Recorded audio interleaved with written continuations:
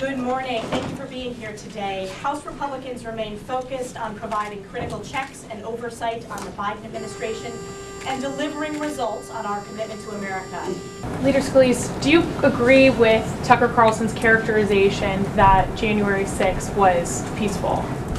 Well, if you looked at I watched the first day of his expose on some of these tapes that are released that you're all going to be seeing as well. But he also criticized the people who broke the laws and attacked police officers. So the bottom line is there's finally transparency. This January 6th committee was always partisan from the beginning. Nancy Pelosi did not want all the facts to come out, so she cherry-picked what was released. She actually released some things that even Capitol Police didn't want released. They asked Tucker Carlson to not show some things that he blurred out. There were things that Pelosi's January 6th committee released, even about the undisclosed location where members of leadership went.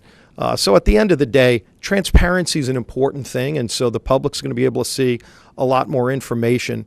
But ultimately, and for my colleague Barry Loudermilk, I think he's owed an apology by every Democrat who questioned him on the events prior to January 6th. They implied things about him that weren't true, that those tapes revealed, and I'm waiting for those apologies to come because they owe it to him. Yes, in the back. On that issue, you have all of these issues you're raising, and yet January 6th is back in the news cycle. Do you regret the decision that Speaker McCarthy made to hand those tapes over to Tucker Carlson? Well, look, no matter whether the tapes are released or not, it seems like some in the press want to talk about January 6th every day. So do a lot of Democrats. They only want to talk about certain parts of it, though.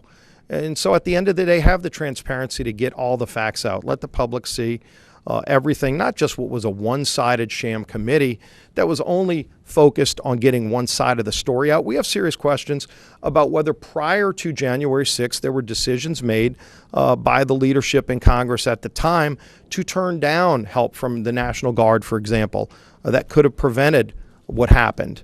And so a lot of that is still going to come out. So get the facts out. And in the end, transparency is the best disinfectant.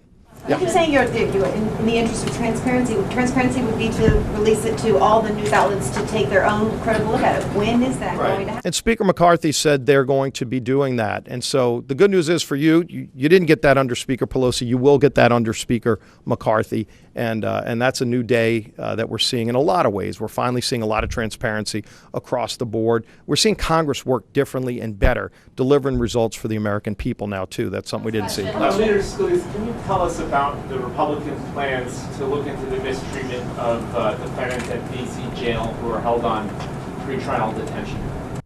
I don't know if that's going to be something that there's a few different committees that are looking at a number of things, not just related to January 6th, looking at some of these agencies that abuse their power. I think you saw Jim Jordan release some subpoenas over the weekend for some of these federal agents.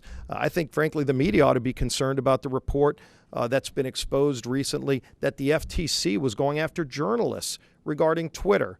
And so when you see some of these federal agencies under the Biden administration going after people that are either exposing truth that they don't want out, we're going to be looking into a lot of that. So thank you. It's going to be a lot of, I think a lot more transparency is coming.